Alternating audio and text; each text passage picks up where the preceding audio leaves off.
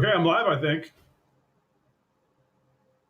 What an annoying time this has been.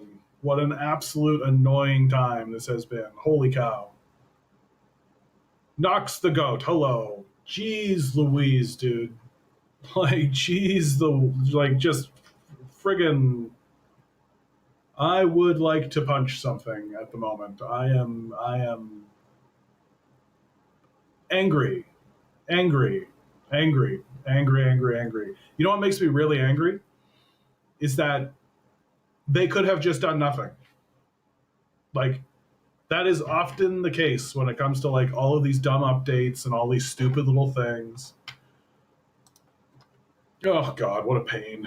What a pain. Hello, Peanut Butter Beatrice, good to see you. Long Defiant, good to see you. Eggs D, Omnicidal Tendencies. Nox the Goat. I don't know if I've ever seen you here before, Nox. I think that you were over on Twitch. God bless you. Holy cow.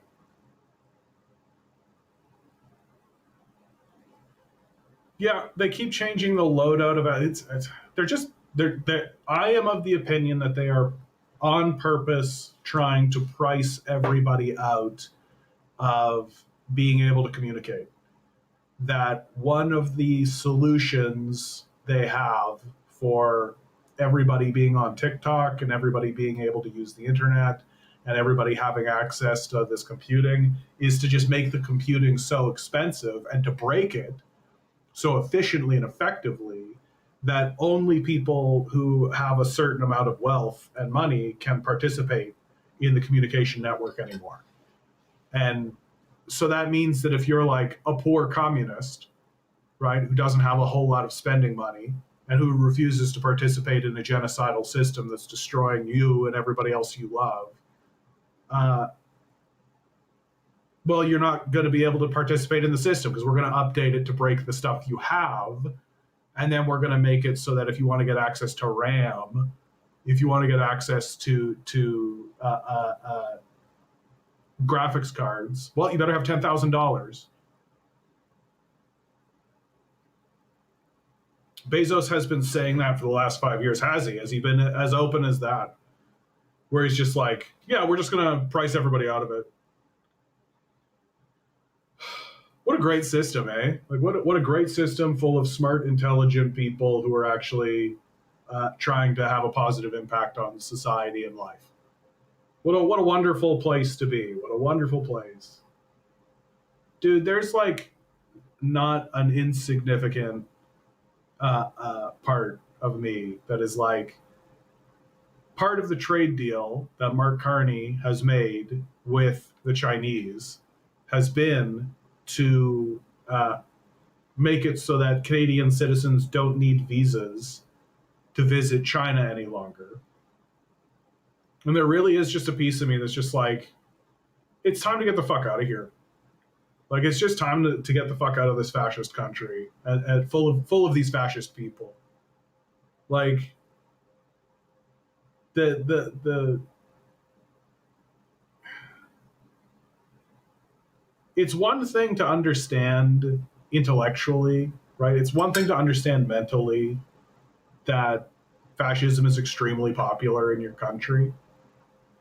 And then it's another thing to just have to live with it and to just live in this place where every like third person you meet is like, well, let's hear the Nazi out.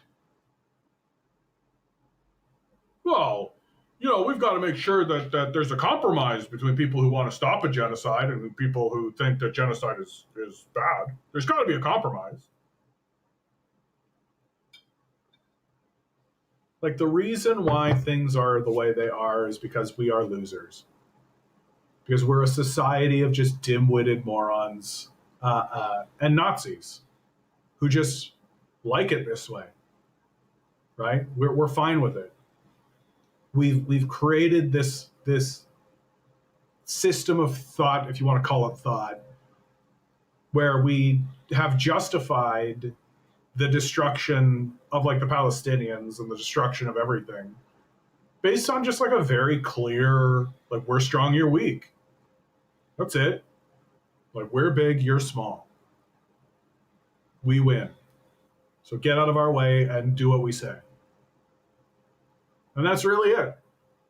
And they're pretty open about it now. Austin, good to see you. Evening, Joe. How are you?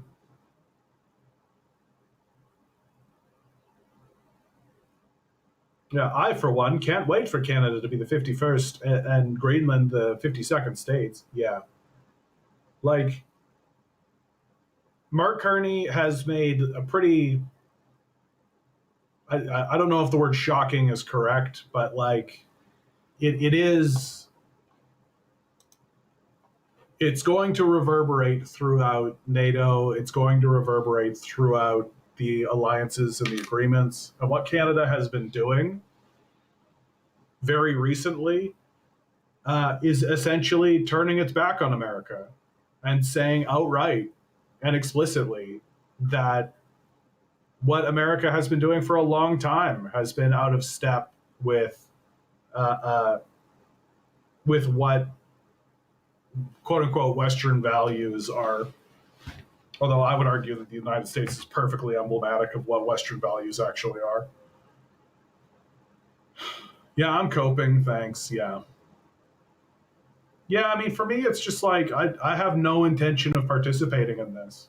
I'm participating as little as I possibly can. Like, it just seems as though everyone is in a hysteria, everyone is in a position of desperation, everyone is being destroyed, everyone is being abused, and we're all just like fine with it. And and when we talk about that destruction or that death, it's highly um, individualized, right? You just have to cope. We can't have like a serious conversation about like, yeah, hey, maybe the reason why everybody is exhausted, overworked, and tired is because we're ruled by Nazis. Maybe we shouldn't have Nazis governing us anymore. And then people go like, oh, John, you're being so hyperbolic. Well, time to go work 16 hours for nobody. Okay, bud, go have fun. Oh, and if you don't sacrifice your entire life to a death cult that's trying to destroy you and your family, then you're lazy. Okay, bud. Like whatever you say. And if you point it out, then that's even the worst. Then you're uncouth, right? Then you're just being rude.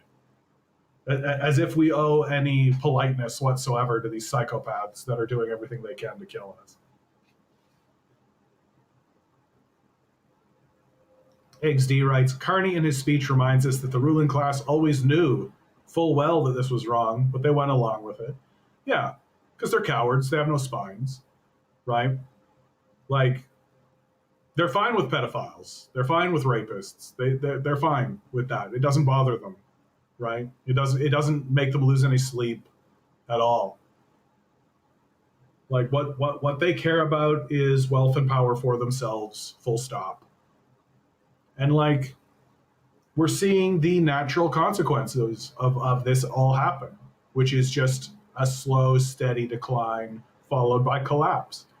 And Mark Carney making this speech at the World Economic Forum, right? It's making waves because it's like, oh goodness, finally, someone is finally pointing out that the emperor has no clothes.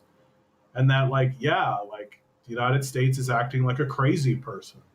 And there's no coming back from it. Like that's the part about it that I'm glad people are finally starting to actually say out loud. Content, how are you? I'm glad that they're starting to say it out loud. Like, you can't just come back from it. Like, you can't just vote in a Democrat and then have the Democrat be like, America's back, baby. And everybody's going to be like, oh, good, America's back. Like, that's not happening. I really can't overstate how significant this last month has actually been in regards to a reordering, especially from Canada's perspective. Like, Mark Carney went to China and like spoke to Xi Jinping directly. There's this great video where Xi Jinping has meetings, and they have like a meeting hall, right? And Xi Jinping and his group will sit on one side, and then the French or the Canadians or the Vietnamese or whoever he's visiting will sit on the other side, right? And on TikTok, there's this great channel that I take a look at, and it's basically just when Xi Jinping has these meetings, it's the meeting, and he'll make these statements. He'll say to the person sitting across from him, like, this is the nature of the relationship that we have had. We look forward to continuing the relationship that we have and to grow forward and to build something and that will be prosperous for the both of us. And it's so funny because when like the leader of Vietnam went, or like the leader of Nepal went and sat across from Xi Jinping and they were talking, they were like beaming and they were smiling and they were like, and they made a statement too that was very like cordial, and everything seems just very genuine, right? And I'm sure Westerners will be like, "Oh, you're just putting it on for the cameras," and all that. Okay, cool, but then they do what they say they're going to do. And it's funny because when like other East Asian leaders sit across from Xi Jinping, it seems there's like a warmth to the conversation. There's a warmth between the two of them because they both seem genuine. And then like when Macron goes, or when Carney went, they're like sitting there and like Xi Jinping is saying these things to them, and it's almost like they're like, what is this? Why are we doing this? I don't understand. Why are we sitting down? And like you watch the video with Mark Carney and he's like listening, and you can see he's just kind of like, okay, like I guess this is important for him to do this. And it's because like we don't have any kind of sense here in the West of like what stability looks like. We don't really care about that, right? We're all about like free market enterprise, right? Which is just chaos. Just run a chaos sphere. And but Carney did it, right? He went over to China. He's lifting the EV tariffs, which is essentially the end of the EV market in Canada. Like the Chinese are going to bring their EV cars, their electronic vehicles over here, and it's just going to go because the Chinese can make these things at like a tenth of the price, and when they make these things, they actually make them to last. Right? They actually like build things to last a minute, right? Whereas we build things to intentionally break on purpose because we're not very clever or intelligent. Yeah, I'm with you, XD. I'm so sick of seeing Teslas and Cybertrucks. Yeah, Cybercucks. Content rights, it's all done on purpose. Has the USA completely torched their brand? Yeah, I think so. Like, I don't think that they can recover because the major issue is that even if these Nazis lose the next election, everybody knows that these people exist, right? Everybody knows that there's a significant group of people in America who are like, yeah, let's go get Greenland, right? That they have like a video game. It's the video gamification of politics that like it really is like huge sections of the populace have played like Civilization or Heart of Iron 4, and they're just like, yeah, that's how that is, right? That's how that is. And there's just huge sections of the populace that seem to believe that people should be grateful for the United States doing the things that it's doing. Like people should be grateful for it. That's the thing that kills me. Grand Designs and Joiner, good to see you over on Twitch.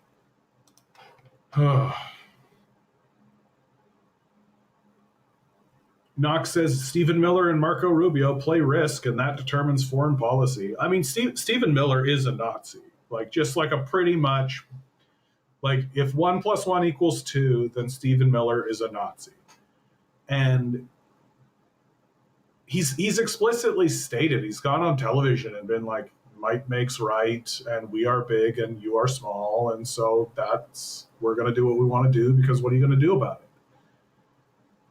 Like, oh, okay. And to me, that's really the end of it.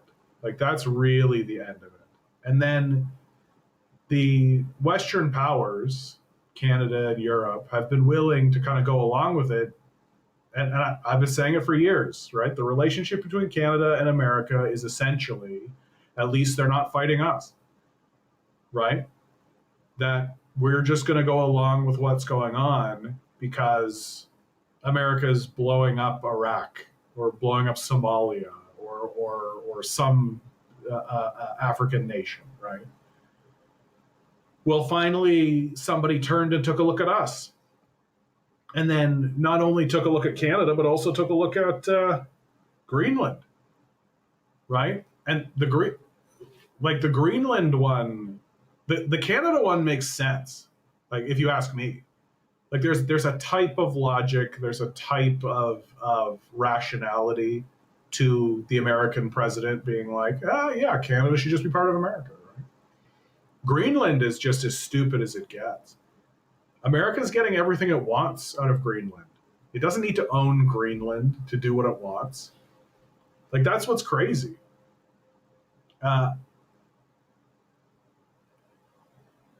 You have, like, this is a real thing that Donald Trump actually put for real on his Truth Social. It's him, for those of you who are just listening, it's him sitting at his desk in the Oval Office, surrounded by world leaders like Macron and Starmer. And he has a big map up of North America, and Canada and Greenland have been covered over with an American flag, as well as America with the American flag. Like, this is the end of American credibility.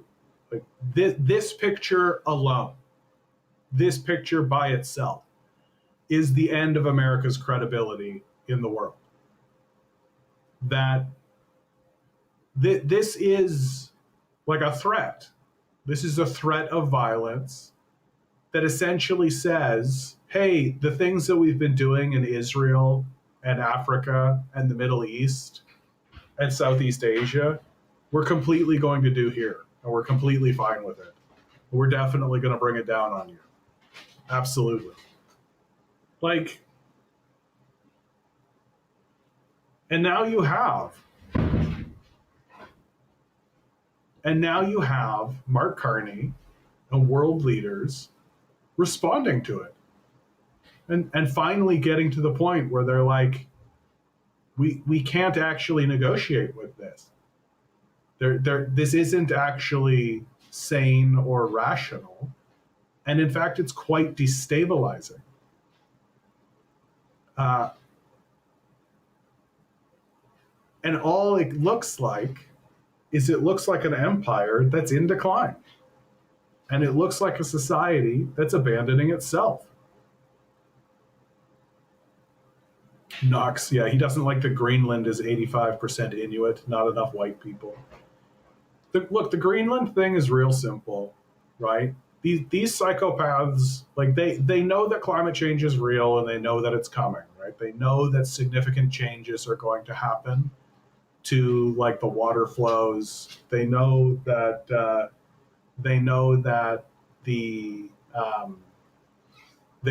ice caps are melting. They know that this shit is happening. And what it's going to do is it's going to create, because they're capitalists, right? And the only thing they care about is resources. The only thing they care about is wealth.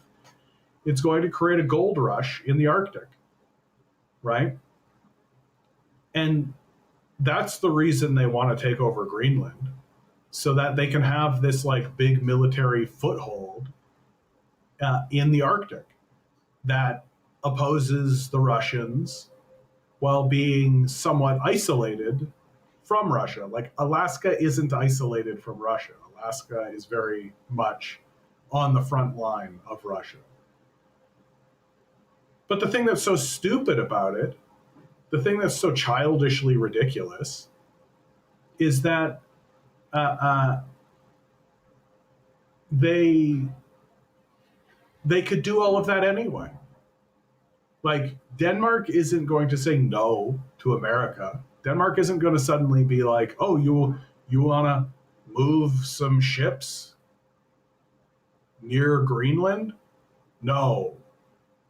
Like it never has. It's always gone along with anything America wants. So this whole like we have to own Greenland thing is weird. Like it's on that same kind of level as the Gulf of America, right? When Trump aims to rename the Gulf of Mexico to the Gulf of America, well, this is like no different, except the consequences of it are actually quite significant. And if he's willing to do this, like if they're willing to move forward in this way, if they're willing to communicate this way, then what's next? And once Trump's gone, who's next? So I respect completely I respect completely. We have somebody over on Twitch, Raged Banenko says, communists suck. Yeah, thank you. I'm speaking as a resident of the Russian Federation. Yeah, okay. I'm not a post-communist. I'm a communist. So, congratulations. I don't know why people come in here to embarrass themselves like that. It's just weird. It's like a self-flagellation. Just like, I live in a country that is not communist, and I think communists are bad. Okay. Like, you probably don't know anything about the subject. The Nazis told me that communism is bad. Therefore, communism is bad. Some rich billionaire released a publication talking about how bad communism is. And I believe him. Oh, by the way, he was at Epstein Island 58 times. Fine, upstanding gentleman who I completely believe, no matter what he said. And then, of course, this guy, this raged person, he just leaves. So it's pointless. Hull, good to see you, my man. One of ours, all of yours. Who are they even referring to? If the government is the government and the citizens supposed to be one entity, they're not even hiding it anymore. Oh, yes. You're referring to, what's her stupid name? The head of ICE stood at a podium that had the slogan, the Nazi slogan, one of ours, all of yours, right? Which is genocide. Like, it's just a genocidal claim. Like, if you kill one of us, we will kill all of you. Yeah, you're a fucking Nazi. And I mean, the people of Europe should be terrified of that, right? Like one of the things that I think, as much as I'll rag on Europe and as much as I'll crap on the leadership of Europe, like they did experience World War II firsthand. But World War II was a real thing that they actually experienced, right? And if I'm the leader of Europe, if I'm the leader of England, if I'm the leader of France, I do not want to be the leader that helps usher in another major conflict on my borders. Like, and to me, that's a big difference within the kind of Western hegemony that Americans live in this kind of demented, delusional space where reality doesn't really exist.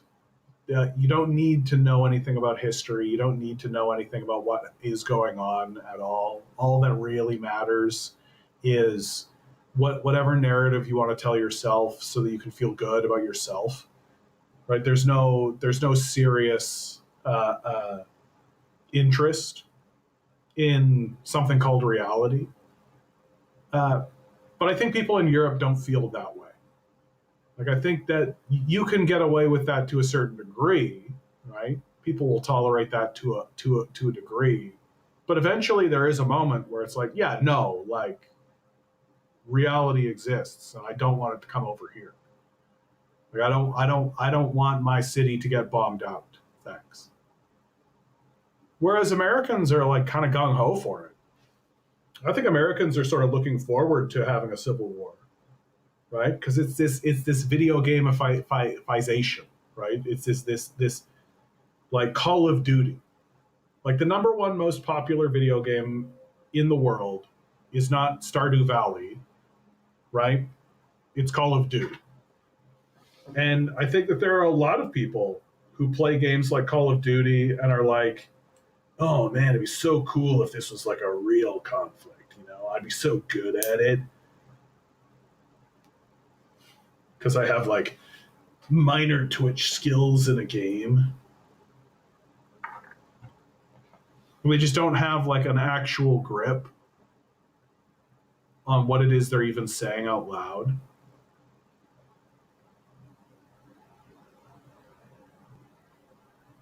Long defined. Sorry, DM says, good evening, John. Good evening to you, DM. Neither Carney nor Trump are doing anything to benefit its own citizens. Yeah. Carney being the obvious, he's only making deals with China to increase Brookfield's net worth. I mean, the impact on a trade deal with China will actually be pretty significant, I think, to Canada. It'll be significant for a few reasons. Like, it'll obliterate any EV market we have here. And Doug Ford pretty much said that, which is true. Like the moment EVs from China hit Canada, that's the end of our industry here, because China can just make electric vehicles better, faster, stronger, cheaper. They're better at it in every single department. We suck at it because we design things to break on purpose. And we design things to be expensive and burdensome so that we can maximize profit for psychopathic child rapists, right? That's our goal. Whereas China is like, no, we want to make something that lasts forever, is easy to make, and anybody can afford. Why do we want to do that? Because that's better. And like, that's it. Like, that's the whole stream of logic. Like, yeah, we want to make something good that works for a long time. Why would you do anything else? Right?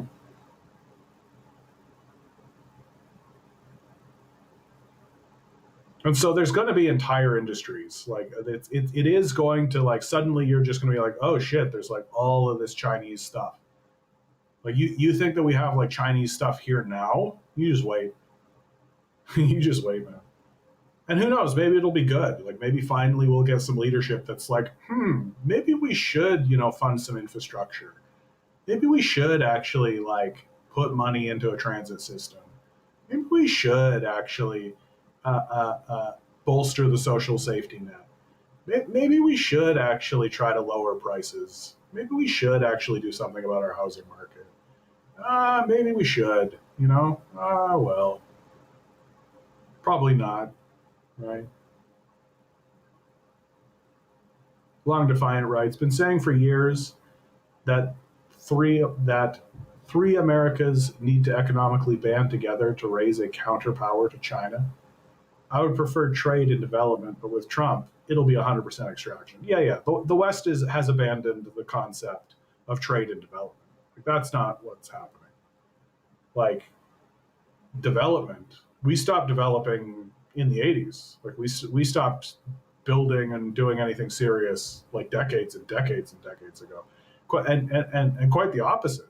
right? Like we took our entire manufacturing base and just ripped it out and sent it over to China. And now we're complaining that China's powerful. It's like, yeah, but like you gave them your manufacturing base. Like, what did you expect? That's what's so funny about these like video game brain guys, these like ICE agents who are playing Call of Duty, but in real life. Is like, imagine you were playing a video game that was about building a society or building a culture, right? Imagine you were doing that. And as you're building your society, as you're building your culture, uh, you you just tear out your productive base. You just rip out your industrial base and you give it to somebody else. Do you think that's a winning strategy? Do you think that's going to lead to victory? Do you think that's going to be a big win?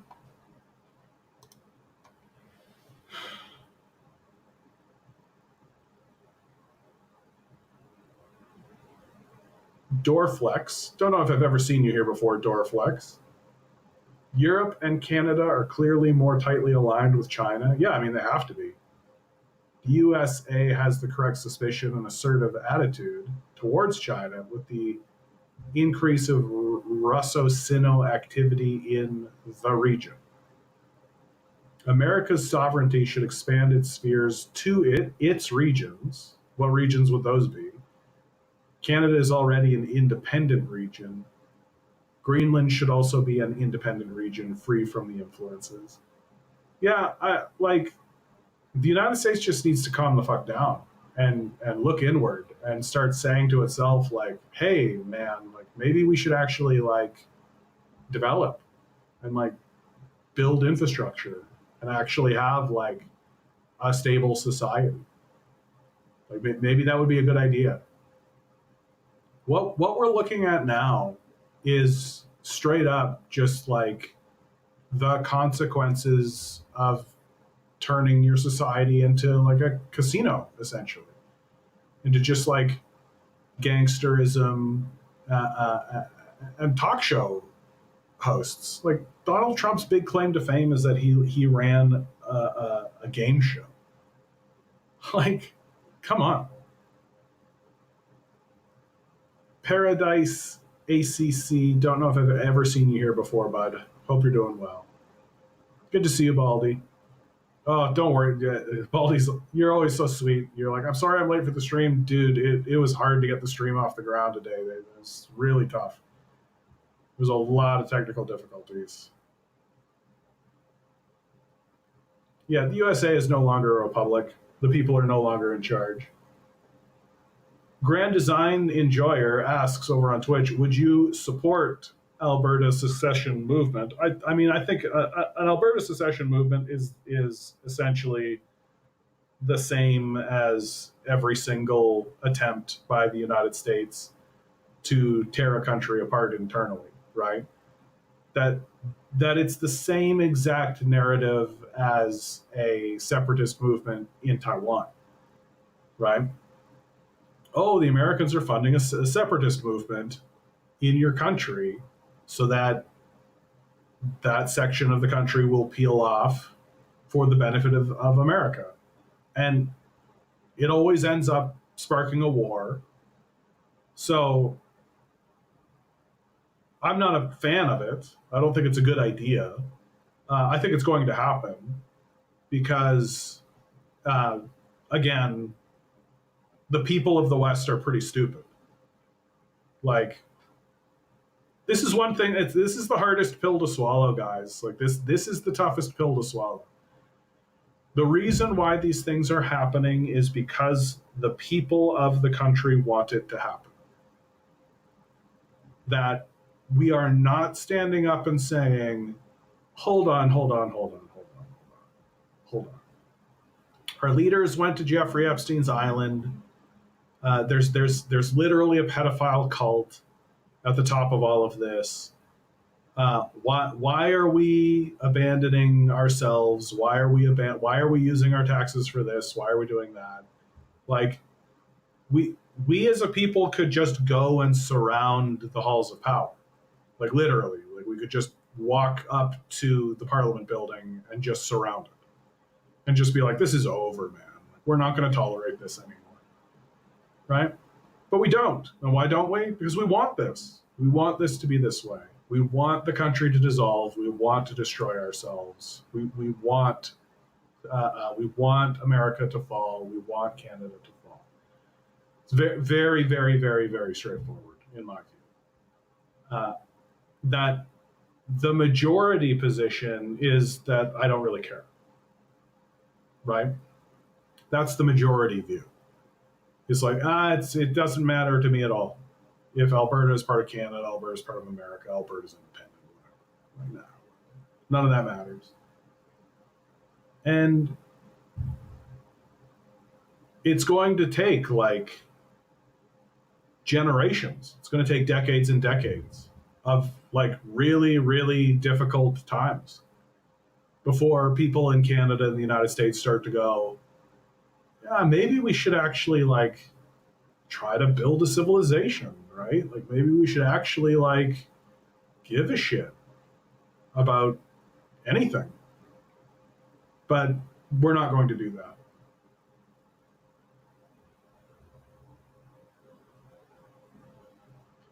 Dorflex says Canada and Greenland are the home of Inuits. Greenland in the sense that the extension of people that inhabits Canada. And Canada is an independent region of the USA aiming to further tighten relations. Okay. Omnicidal says, I'd rather have chaos than be in some nanny state like Singapore. Most people disagree with that. Like, people are willing to just kind of go along with any kind of oppression you can name, as long as it's stable. That's the true sin of what's going on, right? Like, you can be unjust. Like you can live in an unjust system or a chaotic system or any kind of system you like, as long as it has a kind of stability to it, as long as it says what it's going to do and then it does the thing that it says it's going to do. Baldy says, I think my stream chat just shit the bed. Yeah, dude, I'm so over it. It took me a half hour to get my stream up and running today because they fucking broke everything. They literally ran an update on me like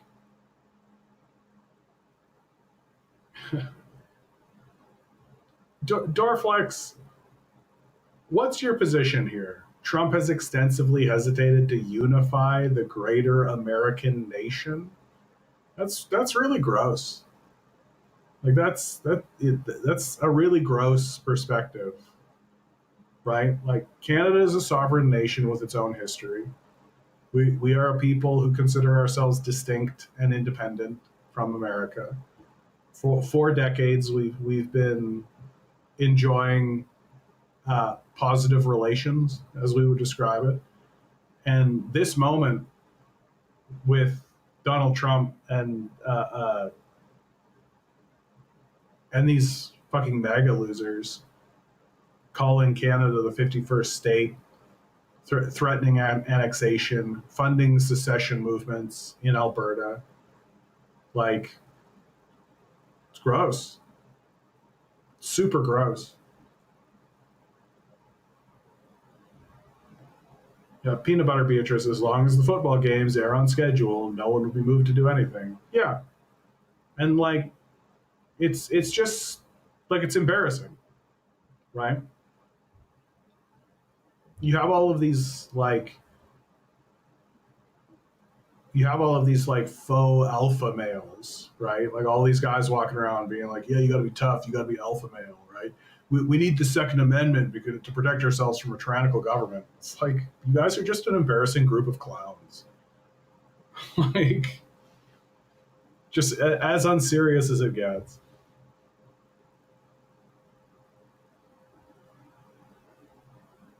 Dorflex writes, Alberta has been the loudest province and tightly aligned with its brother states in the West Side.